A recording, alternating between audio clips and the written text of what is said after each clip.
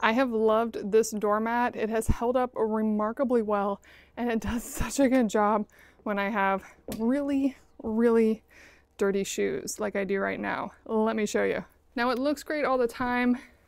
It will hold a little moisture under it, so keep that in mind, but that's pretty common with any mat.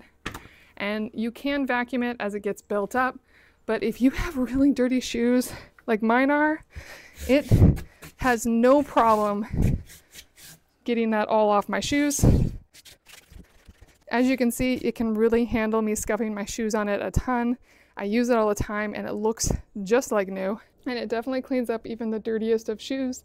I still have a little mud on them, but considering how dirty they were, that's really impressive. And usually I don't have such dirty shoes. It is an exceptionally good looking and very functional doormat that I definitely put to use, and it still looks just like new. I definitely recommend this.